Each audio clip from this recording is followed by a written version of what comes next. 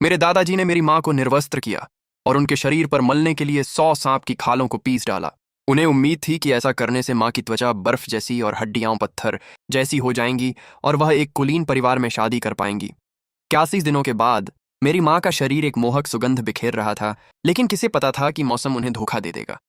हर रात मेरी माँ एक सांप का उपयोग करती थी और हर इस्तेमाल किया गया सांप सिर के पाउडर के साथ पीस कर मार दिया जाता था, जब तक कि मेरी माँ ने एक हरे रंग का सांप नहीं पकड़ा जिसके सिर पर लाल धब्बा था। लेकिन वह हरा सांप एक इंसान में बदल गया और बोला, बहन, तुम मेरी आखिरी बाधा हो। अगर तुम मुझे माफ कर दोगी तो मैं तुम्हें बहुत अमीर बना दूंगी। मेरी माँ, जो एक बार का भरपेट भोजन और हर रात के भरपेट भोजन के बीच का अंतर अच्छी तरह जानती थीं, ने सिर हिलाया और उस हरे सांप के साथ एक गुप्त समझौता कर लिया। उस दिन के बाद से मेरी माँ का जुनून बड़े ताबूतों के लिए पागलपन की हद तक बढ़ गया। हमारे परिवार के ताबूत न केवल युवा महिलाओं को हमेशा के लिए सुरक्षित रख सकते थे, बल्कि पुरुषों की मर्दानगी भी लौटा सकते थे। हर दिन ताबूत मांगने के लिए लोगों का तांता लगा रहता था और मेरी माँ ने उसी हुनर से मेरा पालन पोषण किया। गांव के बच्चे जो आंगन को ताबूतों से भरा देखते थे, इसे अपशकुन मानते थे और मेरे साथ खेलने की हिम्मत नहीं करते थे। यहाँ तक कि एक दिन मेरी माँ ने खुद को कार्यशाला में बंद कर लिया और 7 रातों तक लगातार काम करके 5 विशेष ताबूत बनाए। वे अलग अलग रंगों के थे और उसने उन्हें 5 तत्वों के ताबूत कहा। ये पांचों ताबूत दिवालिया होने की कगार पर खड़ी शहर की 5 बड़ी हस्तियों को 5 रक्त हस्ताक्षरित विवाह अनुबंधों के बदले दिए गए। जिन 5 परिवारों को वे 5 तत्वों के ताबूत मिले, वे कुछ ही वर्षों में शहर के 5 बड़े घरानों में बदल गए। हर साल वे अपनी बेटियों को मेरी माँ से मिलने गांव लाते थे, लेकिन मुझे महसूस होता था कि वे युवतियां मुझे पसंद नहीं करती थीं। जब भी वे मुझे देखतीं, उनकी आंखों में एक ऊंचा और घृणित भाव होता था, मानो वे सोच रही हों कि मैं गंदा हूं। मुझे लगता था कि जब तक मैं शांत और आज्ञाकारी बना रहूंगा, जीवन अपना रास्ता तय करता रहेगा। हालांकि जब मैं 9 साल का हुआ तो अचानक मेरे शरीर पर बड़े बड़े काले निशान उभर आए। मेरी माँ ने उन्हें देखते ही घोषणा की कि वह अब काम छोड़ रही हैं और तब से उन्होंने एक भी ताबूत नहीं बनाया। उस पल से मेरे शरीर के निशान चमत्कारिक रूप से गायब हो गए।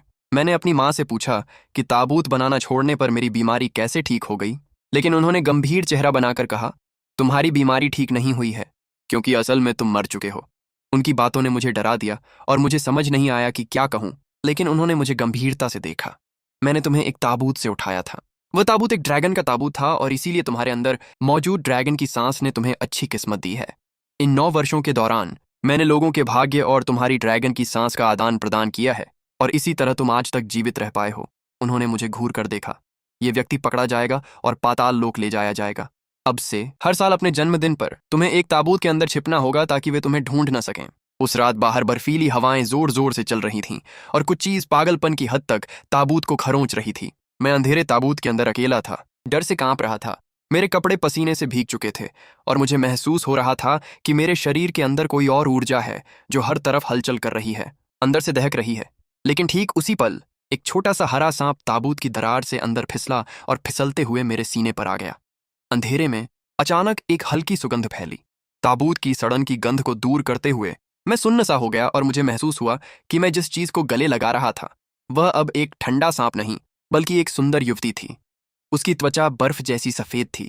उसका चेहरा स्वर्ग से उतरी किसी अप्सरा जैसी सुंदरता वाला था, जो किसी भी साम्राज्य को मोहित कर सकता था। वह सबसे सुंदर इंसान थी जिसे मैंने कभी देखा था। उसका ठंडा शरीर मेरे काले निशानों से चिपक गया और धीरे धीरे फिसलने लगा। एक सिहरन मेरी त्वचा से गुजरी।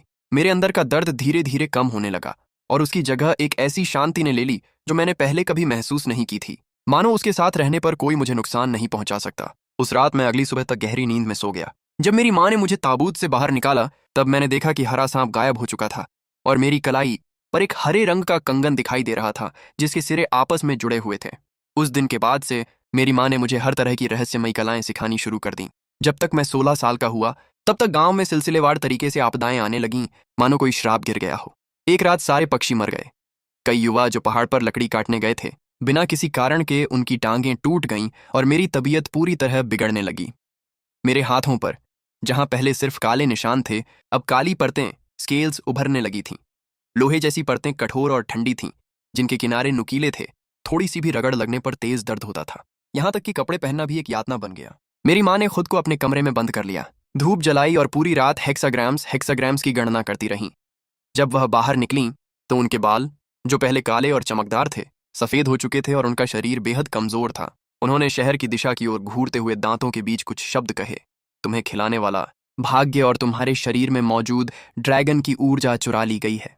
जैसे जैसे गांव में बदकिस्मती खराब होती गई, वे बूढ़ी औरतें जो पहले मेरी माँ की आभारी थीं और उनसे फायदा उठाती थीं, अब पीठ पीछे हमें उंगली दिखाने लगीं। किसी ने आधी रात को हमारे दरवाजे के सामने काले कुत्ते का खून डाल दिया।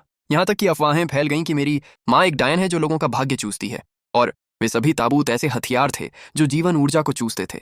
एक दिन गांव के मुखिया ने एक दर्जन युवाओं के साथ हमारे घर का दरवाजा तोड़ दिया और आरोप लगाया कि हालिया बदकिस्मती मेरी माँ की जादूगरी का नतीजा है। उन्होंने डाकुओं की तरह घर में बची हर कीमती चीज और हमारा राशन लूट लिया। बुढ़िया, अगर तूने ये शापित ताबूत नहीं लाए होते तो गांव इतना बदनसीब नहीं होता। ये सामान सब लोगों के लिए तुम्हारा मुआवजा होगा। अगर तुमने दोबारा जादूगरी की तो गांव से दफा हो जाओ।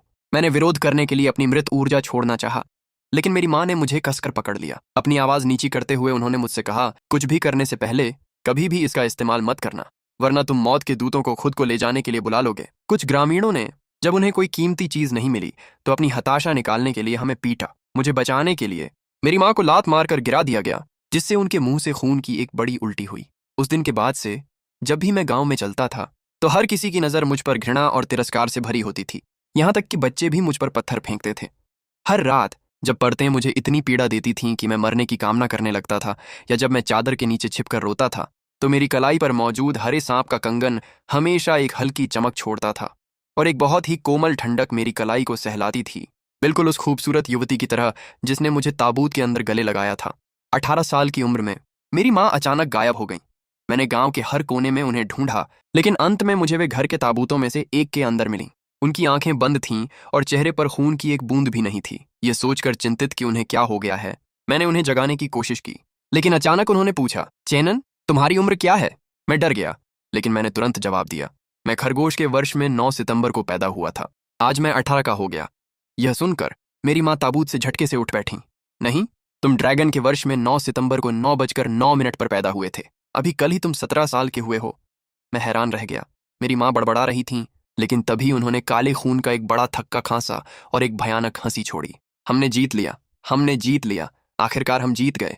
मैं उनकी हालत देखकर बहुत डर गया और उनसे पूछा कि हमने क्या जीता है। उनका स्वर ऊंचा होता गया, हमने स्वर्ग को हरा दिया। चैनन, मैंने तुमसे कहा था कि मैंने तुम्हें ड्रैगन के ताबूत से चुराया है। तुम्हारी पहचान बहुत खास है। इसके अलावा जबरदस्ती जीवन उधार लेना स्वर्ग के खिलाफ है। जो भाग्य मैंने इन सभी वर्षों में उधार लिया है वह तुम्हारे शरीर के साथ पूरी तरह से विलीन नहीं हो सकता। इसीलिए म्यूटेशन हुआ, और तुम्हारे 18 साल के होने से पहले तुम्हें एक दिव्य आपदा और एक सांसारिक आपदा का सामना करना पड़ता। इसीलिए मैंने जानबूझकर तुम्हारी उम्र 1 साल बढ़ा दी, ताकि स्वर्ग को धोखा दिया जा सके और दिव्य आपदा पहले आ जाए, उसे सांसारिक आपदा से अलग कर सकूं। आज तुम्हारी माँ ने तुम्हारे लिए उस दिव्य आपदा को सहन कर लिया है। मैं अपनी माँ को अवाक होकर देखता रह गया। मैं इतनी सारी जानकारी को तुरंत नहीं पचा सका। मेरी माँ धीरे से ताबूत से बाहर निकली और कांपते हाथों से अपने सीने से लाल रेशम में लिपटे 5 विवाह अनुबंध निकाले और उन्हें मेरे हाथों में रख दिया। ये वे दस्तावेज हैं जो मुझे उन 5 ताबूतों के बदले मिले थे। ये 5 लड़कियां विशेष किस्मत वाली फीनिक्स महिलाएं हैं। अगले साल सांसारिक आपदा आएगी।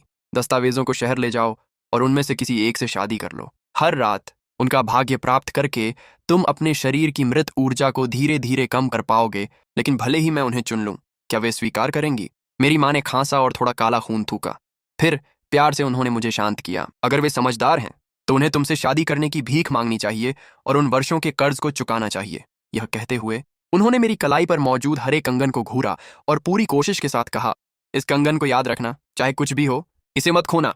जैसे ही उन्होंने बोलना खत्म किया, उन्होंने अपनी आखिरी सांस ली और खून के ढेर में गिर पड़ी। तभी मैंने उनके बिस्तर के नीचे बिखरी मेडिकल रिपोर्ट देखी। पता चला कि वे लंबे समय से एक लाइलाज बीमारी से पीड़ित थीं, लेकिन उन्होंने मुझे कभी नहीं बताया। मैं घुटनों के बल फर्श पर गिर गया, उन 5 विवाह अनुबंधों को पकड़े हुए फूट फूट कर रोने लगा। अगले दिन आंगन की कीचड़ में मैंने उनके लिए एक विनम्र अंतिम संस्कार की वेदी बनाई। 3 दिनों तक लगातार मूसलाधार बारिश हुई। शोक के मोटे कपड़ों में लिपटे हुए मैं धूपदान के सामने घुटनों के बल बैठकर कागज की मुद्रा जला रहा था। पूरा गांव एक सन्नाटे में डूबा था।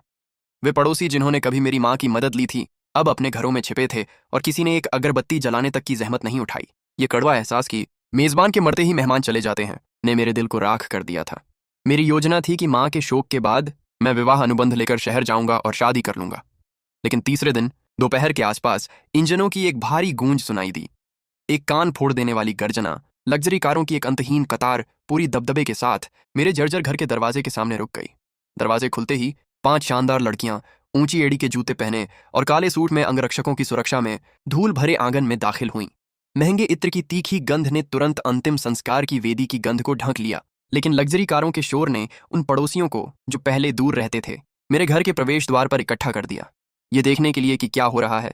सबसे आगे वाली लड़की ने हाई फैशन की एक सुंदर लाल पोशाक पहनी थी। वह वेदी के पास आई, अपने अंगरक्षक द्वारा दी गई अगरबत्ती ली और सम्मान के साथ 3 बार नमन किया। उसके बगल में गहरे बैंगनी रंग की पोशाक वाली लड़की की आंखें थोड़ी लाल थीं और उसने टिश्यू से अपनी आंखों के कोनों को पोंछा। मैं जियान चुमान हूं, जियान परिवार की मिस, लाल पोशाक वाली लड़की ने पीछे मुड़ते हुए कहा। उसकी आवाज वसंत में झरने के पानी की तरह कोमल थी। यह सुपरिवार की सुमेन्याओं है और यह ब्यानेसन परिवारों की मिस है। तुम चेन्नन हो, है ना? उन 5 नामों को सुनकर और उन सुंदरियों के चेहरों को अस्पष्ट रूप से पहचान कर मैं सिर से पैर तक कांप उठा। जियान चुमान, सुमेन्याओ मेरे दिमाग में कुंडली के 8 अक्षर और उन 5 विवाह अनुबंधों के नाम, जो मरने से पहले मेरी माँ ने मेरे सीने में रखे थे, पूरी तरह से मेल खा गए। वे वहीं थीं, वे 5 लड़कियां जो बचपन में मुझे गंदा होने के कारण हमेशा नीचा दिखाती थीं। वे 5 मंगेतर जो मेरी माँ मेरे लिए छोड़ गई थीं। हमने सुना कि मिसेस चेन का निधन हो गया है। उन वर्षों में मिसेस चेन ने हमारे 5 परिवारों पर बहुत बड़ा एहसान किया था। जियान चुमान ने एक कदम आगे बढ़ाते हुए कहा। उसकी आंखों में एक मधुर और दया से भरी नजर थी। हम उन्हें विदाई देने और उसी समय पुराने वादे को पूरा करने के लिए आए हैं। पुराने वादे का मतलब है कि वे मुझसे शादी करेंगे। मेरी आंखें तुरंत नम हो गईं, जबकि पूरा गांव मुझे बदकिस्मती का वाहक मानता। वे, जिन्हें मैंने वर्षों से नहीं देखा था, वास्तव में अपना वादा निभाने आई थीं। सुमेन्याओ भी लाल आंखों के साथ आगे आई। हाँ चेन्नन, बस तुम विवाह अनुबंध दिखाओ और हम में से किसी एक को चुन लो। हम तुरंत तुम्हारे साथ सगाई कर लेंगे। अब से हम तुम्हें कोई भी अन्याय नहीं सहने देंगे। यह सुनकर प्रवेश द्वार पर जमा हुए पड़ोसी तुरंत शोर मचाने लगे। अरे मिस, आप गलत दरवाजे पर आ गई हैं। यह लड़का तो बदकिस्मती का कहर है। इसके अलावा इसके शरीर पर घिनौनी काली परतें हैं। आप इसकी बातों में मत आइए। बिल्कुल, ये पक्का शहर की इन्फ्लुएंसर होंगी। प्रैंक प्रोग्राम रिकॉर्ड कर रही होंगी। भला यह शादी के लायक कैसे हो सकता है? पड़ोसी नीची आवाज में कह रहे थे, नफरत और जलन भरी नजरों से इशारा करते हुए। जहां तक मेरी बात थी, मेरा दिल इतनी जोर से धड़क रहा था कि वह लगभग मेरे गले से बाहर आ रहा था। आंसू तुरंत फूट पड़े जब पूरा गांव मुझे किसी बीमारी की तरह दूर भगाता था। शहर की मिस खुद गांव में आकर मुझसे सगाई करने आई थी। शुक्रिया, वाकई में शुक्रिया, मैंने कहा। सिसकियों के बीच भावनाओं को काबू में न रख पाने के कारण मैंने जल्दी से अपने कीचड़ से सने हाथों को कपड़ों पर पोंछा और किसी खजाने की तरह मैंने बड़ी सावधानी से अपने सीने से 5 विवाह अनुबंध निकाले, जो अभी भी मेरे शरीर की गर्मी से गर्म थे, और उन्हें उनके हवाले कर दिया। जियान चुमान ने उन्हें बहुत नाजुकता से लिया। कागज पर खून के धब्बे देखकर उसकी आंखों में एक मामूली सी चमक दिखी। चैनन, हमें तुम्हारी संपत्ति की जरूरत नहीं है, लेकिन क्योंकि हम सगाई करने जा रहे हैं, परंपरा के अनुसार सगाई की एक निशानी होनी चाहिए, है ना? ये सुनकर मैंने जल्दी से सहमति में सिर हिलाया। मैंने अपने सिर को छुआ, सोचकर कि शायद मेरे पास यह कंगन है, यह भी प्यार की निशानी के रूप में काम आ सकता है। हालांकि अगले ही पल जियान चुमान की नजर मेरी कलाई पर मौजूद हरे मोतियों वाले कंगन पर टिक गई। मुझे लगता है कि वह कंगन जो तुमने पहना है बहुत सुंदर है। क्यों ना तुम इसे हमारी सगाई की निशानी के तौर पर इस्तेमाल करो। इसे अपनी होने वाली पत्नी को दे दो ताकि वह इसे सुरक्षित रखे। ठीक है? यह सुनकर मैं स्तब्ध रह गया। अनजाने में मैंने अपनी कलाई को ढक लिया। वह कंगन पहले ही मेरा हिस्सा बन चुका था। वह बचपन से ही मेरे साथ था। माफ करना, लेकिन यह मुमकिन नहीं है। मैंने सिर हिलाकर मना कर दिया, डर कर एक कदम पीछे हटते हुए। मैं कुछ और ढूंढ लूंगा, लेकिन वह कदम पीछे हटना किसी बारूद में आग लगाने जैसा था। यह तुमसे शादी करने का नाटक कर रहा है और तुम सगाई के लिए एक पुराना कंगन देने से मना कर रहे हो। कितनी शर्म की बात है। कुछ पड़ोसी नफरत और जलन से भरे चेहरों के साथ मजाक में शामिल हो गए। मैं शर्मिंदा होकर टमाटर की तरह लाल हो गया। मेरा हाथ हवा में लटका हुआ था, यह सोचकर उलझन में कि इसे कैसे समझाऊं। उसी पल सुमेन्याओ सीधे आगे बढ़ी। उसने मुझे अजीब तरह से देखा और मेरे ध्यान भटकने का फायदा उठाकर उसने मेरी कलाई पकड़ ली। उसने बड़ी कोमलता से, लेकिन बिना किसी इनकार की अनुमति दिए, कंगन उतार लिया और उसे जियान चुमान को दे दिया। हो गया, क्योंकि हमने सगाई की वस्तु दे दी है, हमारी शादी की मुहर लग गई है। जियान चुमान ने अपने हाथ में हरे कंगन की जांच की। उसकी आंखों में एक अजीब सी खुशी चमक रही थी। इसके तुरंत बाद उसने एक काला कपड़ा निकाला। वह मेरे पास आई। चैनन, सगाई का जश्न मनाने के लिए हमारे पास तुम्हारे लिए एक सरप्राइज है। हम तुम्हें इस कपड़े से पट्टी बांधेंगे। हम 5 यहीं होंगी। जिसे तुम पकड़ोगे वही आज रात तुम्हारे साथ वैवाहिक बिस्तर साझा करेगी। वैवाहिक बिस्तर शब्द सुनते ही मेरे कान जलने लगे, लेकिन अपनी माँ के बारे में सोचकर मैंने अपना सिर हिलाकर इनकार किया। हालांकि जियान चुमान मुझे काली पट्टी बांधते समय मुस्कुराते हुए बोली, कल रात तुम्हारी माँ मेरे सपनों में आई थी। उसने कहा कि उनका सबसे बड़ा पछतावा तुम्हारी शादी न देख पाना था। हम सिर्फ उनकी इच्छा पूरी कर रहे हैं। उस पल मुझे लगा कि आखिरकार स्वर्ग ने मुझ पर मुस्कुराया है। लेकिन जैसे ही उन्होंने मेरी आंखों पर पट्टी बांधी, मुझे जियान चुमान के चेहरे पर एक कुटिल और शातिर मुस्कान दिखाई दी। उसके बाद मेरे सामने सब कुछ अंधेरे में डूब गया। मैं सिर्फ पांचों महिलाओं की धड़कनें और उनकी आहें सुन सकता था, वह 7 रातों की तकनीक जो मेरी माँ ने मुझे सिखाई थी। आखिरकार आज मैं इसे अमल में ला सकता था। मैंने चुपके से एक मुद्रा बनाई और सांस सुनने और छिद्रों को देखने की अपनी क्षमता को सक्रिय किया। मेरी धारणा तुरंत फैल गई और मेरे आसपास की हर चीज उजागर हो गई। हालांकि मुझे आनंद की मंगेतर नहीं दिखी। मैंने केवल सुमेनियाओं को 5 विवाह अनुबंधों को रखते हुए और स्पष्ट घृणा के साथ कीटाणुनाशक वाइप से अपने हाथों को साफ करते हुए देखा। उसने जिसे छुआ है उसे छूने में कितनी घृणा आती है। जब मैं वापस जाऊंगी तो मैं अपने हाथ 10 बार धोऊंगी। कांचुमन अपने मोबाइल से कंगन की तस्वीरें ले रही थीं, जैसे वह किसी को पुष्टि के लिए भेजने वाली हो। जल्दी करो, इस मूर्ख के उत्साहित चेहरे को अच्छी तरह से रिकॉर्ड करो और ग्रुप में डाल दो ताकि सब लोग थोड़ा हंस सकें। अन्य 3 अपने फोन ऊपर उठाए हंसी दबाते हुए सीधे पीछे की ओर ध्यान केंद्रित कर रही थीं, उसकी उत्तेजना को देख रही थीं। यह वास्तव में सोचता है कि यह हमारे साथ रहने के योग्य है। बहन जियान, खेलना बंद करो।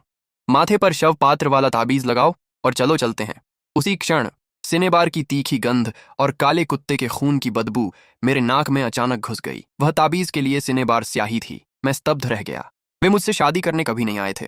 वे मुझसे अनुबंध लेने, कंगन चुराने और मेरी माँ की वेदी के सामने मुझे अपमानित करने आए थे ताकि मुझे सगाई तोड़ने के लिए मजबूर कर सकें। उसी पल मेरा दिल पूरी तरह से रसातल में डूब गया। मैंने गुस्से में अपने दांत पीसे और मेरे दिमाग में तर्क की आखिरी डोर टूट गई। अपनी माँ की अंतिम चेतावनी को नजरअंदाज करते हुए कि मृतकों की ऊर्जा को परेशान न करूं, मैंने उस मृत्यु ऊर्जा को प्रेरित किया जिसे मैं अपने भीतर दबाए हुए था। अगले ही सेकंड एक जोरदार धप की आवाज आई। वेदी का पुराना लकड़ी का दरवाजा एक अजीब हवा के झोंके से जोर से बंद हो गया। आंगन, जो पहले शांत था, एक उदास हवा से भर गया और अंदर के अंगीठी में हरी और भूतियां लपटें जल उठीं। क्या हो रहा है? दरवाजा क्यों बंद हो गया? कई महिलाएं डर से कांप गईं। सुमेनियाओं ने हियान चुमन के कान में फुसफुसाया, बहन हियान, क्या यह आंटी चेन का भूत है? मैं पट्टी हटाए बिना चुपचाप खड़ा रहा, यह नाटक करते हुए कि मुझे कुछ नहीं पता, लेकिन मेरे होंठों पर एक मुस्कान आ गई। तुम लोग क्यों नहीं बोल रही हो? मैं अब पकड़ना शुरू कर सकता हूं, लेकिन मुझे लगता है कि तुम सभी अद्भुत हो। क्या मैं तुम सबको रख सकता हूं? तुम सपना देख रहे हो। उनमें से एक महिला खुद को रोक नहीं पाई, लेकिन हियान चुमन ने उसे पकड़ लिया। मैं 3 तक गिनती हूं और तुम पकड़ना शुरू करो। हियान चुमन डर को दबाते हुए, अजीब अंतिम संस्कार के प्रतीकों वाले ताबीज को कसकर पकड़े हुए, दबे पांव मेरी ओर बढ़ी, उसे सीधे मेरे माथे पर चिपकाने और उस मजाक को खत्म करने के लिए तैयार थी। ठीक उसी समय जब वह उसे लगाने वाली थी, मैंने अचानक अपना हाथ उठाया और अत्यंत सटीकता के साथ उसकी कलाई पकड़ ली। कान चूमन एक झटके के साथ कठोर हो गई। जियान, मैंने तुम्हें पकड़ लिया। काली पट्टी के माध्यम से मैंने जोर से खींचा, उसे अचानक अपनी छाती की ओर खींच लिया, जबकि मृत्यु ऊर्जा मेरी उंगलियों के माध्यम से उसकी कलाई में प्रवेश कर गई, उसके महत्वपूर्ण बिंदु को जकड़ लिया। हालांकि मुझे नहीं पता कि तुम कौन हो, लेकिन चूंकि मैंने तुम्हें पकड़ लिया है, तो तुम और मैं, चलो अभी इसी वक्त विवाह की सेज साझा करें। चेनन, मुझे छोड़ो। हियान चुमन अंततः आतंकित होकर तीव्र दर्द और डर के कारण बेतहाशा संघर्ष कर रही थी, लेकिन मेरे हाथों में उसकी ताकत एक चूजे जैसी थी, बिना किसी रिहाई की संभावना के। ठीक जब मैं सारा ढोंग तोड़ने और उसे एक अविस्मरणीय सबक देने ही वाला था, एक विवाह का तुरही स्वर, अत्यंत उदास, अचानक घनी रात को चीरता हुआ मेरे कानों में घुस गया। यह जीवित लोगों द्वारा बजाई गई धुन नहीं थी, यह अधोलोक के दूतों का मार्गदर्शक गीत था, जब वे आत्माओं को पकड़ने के लिए बाहर निकलते हैं। मैं चौंक गया। धिक्कार है, आज मेरा 18वां जन्मदिन है और मैंने अभी अभी मृत्यु ऊर्जा को सक्रिय किया है। मैंने इतनी जल्दी अधोलोक के अधिकारियों को आकर्षित कर लिया है। यदि मैं अभी नहीं रुका, तो एक बार जब उन्होंने मुझे ढूंढ लिया, तो मेरी मृत्यु निश्चित है। आज मैंने अपने अंदर उबल रही मृत्यु ऊर्जा को तुरंत दबाने के लिए अपनी ऊर्जा को प्रसारित करने की जल्दी की, उसे डैंतियान में वापस लौटाया। मृत्यु ऊर्जा वापस बह गई। मेरे शरीर में एक जबरदस्त झटका लगा और मेरे आंतरिक अंगों को एक विशाल हथौड़े के प्रभाव जैसा महसूस हुआ। तुरंत ही मैं अत्यंत कमजोर हो गया। उसकी भुजाएं गर्म हो गईं और उसने जियान चुमन का हाथ बिना ताकत के छोड़ दिया। घातक ऊर्जा के वापस बहाव ने मेरे मेरिडियन को नुकसान पहुंचाया। कम से कम लंबे समय तक मैं इसे दोबारा इस्तेमाल नहीं कर पाऊंगा। जैसे ही मैंने अपनी घातक ऊर्जा वापस ली, बाहर की हवा अचानक बंद हो गई। गांव वालों ने आंगन का दरवाजा जबरदस्ती खोल दिया। मैंने अपनी आंखों से काली पट्टी हटा दी। जैसे ही मैंने अभी भी भयभीत 5 महिलाओं की ओर देखा, मैंने मासूमियत का नाटक करते हुए पूछा, क्या हुआ? इतनी हवा क्यों है? चुमन, हम नहीं जा रहे। फफ, चुमन, तुम मुझे क्यों मार रही हो? क्या तुमने नहीं कहा था कि हम मेरी माँ की वेदी के सामने शादी को पूरा करने जा रहे थे? क्या तुम पागल हो? कान चुमन अपने कानों पर विश्वास नहीं कर सकी। गुस्से में कांपते हुए उसने 5 विवाह अनुबंधों को उठाया और मेरी माँ की वेदी के सामने सड़ सड़कर उन्हें गुस्से में फाड़ दिया। चैनन, तुम एक मेंढक हो जो हंस की इच्छा रखता है। तुम प्रलाप कर रहे हो। खुद को आईने में देखो। क्या तुम्हें लगता है कि तुम मेरे साथ उस पल विवाह पूरा करने के योग्य हो? कागज के टुकड़े मेरे चेहरे पर थप्पड़ की तरह गिरे। फिर जियान चुमन ने मुझे एक थप्पड़ मारा। हियान चुमन के अंगरक्षकों ने मुझे आंगन में फेंक दिया। मैं ठंड से कांपते हुए कीचड़ में गिर गया। ठीक तभी गांव का मुखिया और कई मजबूत आदमी जो देख रहे थे, पिक और फावड़ों के साथ मेरे सामने खड़े हो गए। क्या बात है? क्या तुम हमारे गांव के अनाथ को परेशान कर रहे हो? मुखिया ने अधिकार के साथ कहा। मेरी रक्षा करने वाली चौड़ी पीठ को देखकर मेरी आंखों के किसी कोने में एक चमक आ गई।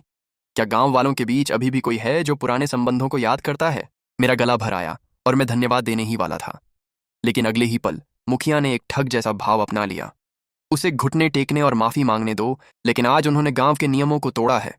उन्हें कुछ मुआवजा छोड़ना होगा। मुखिया के भारी ब्लैकमेल के सामने हियान चुमन ने तिरस्कार से भरी एक ठंडी हंसी हंस दी। वह उन ग्रामीणों को बिल्कुल भी ध्यान में नहीं ले रही थी। मुआवजा, ठीक है। उसने उंगलियां चटकाईं और अंगरक्षकों ने सीधे नोटों से भरे काले ब्रीफकेस खोल दिए। भारी और लाल नोट जमीन पर गिर गए। नीचे जानदासन जलती हुई नजरों से उस सांप की खाल पैसों को घूर रहे थे। खुद को रोके बिना वे 5 युवतियों के पीछे हट गए। मेरा दिल ऐसा महसूस हुआ जैसे उसे बर्फीले पानी में डाल दिया गया हो। पता चला कि ये ग्रामीण हमारी मदद करने नहीं आए थे। वे केवल मुझसे लाभ उठाना चाहते थे और फिर उम्मीद कर रहे थे कि मैं मामला सुलझाने के लिए उन्हें धन्यवाद देने के लिए घुटने टेक दूंगा। उथल पुथल भरे पेट को दबाते हुए मैंने गहरी सांस ली और ठंडी आवाज में कहा, भूलना मत कि मेरी माँ के 5 तत्वों वाले ताबूतों के बिना तुम आज यहाँ नहीं होते। क्या तुम कर्म से नहीं डरते? ये सुनकर हियान चुमन ऐसे हंसी जैसे उसने सबसे बड़ा मजाक सुना हो। कर्म? उसने तिरस्कार के साथ फुसफुसाया। यह तुम्हारी माँ ही थी जिसने हमें पहले धोखा दिया। एक मृत व्यक्ति जीवित से शादी कैसे कर सकता है? यह अनुबंध बेकार कागज के अलावा कुछ नहीं है। यह कहकर ग्रामीण दंग रह गए। मुखिया ने पूछा, मिस हियान, आपका क्या मतलब है? क्या चिन्ह जीवित नहीं है?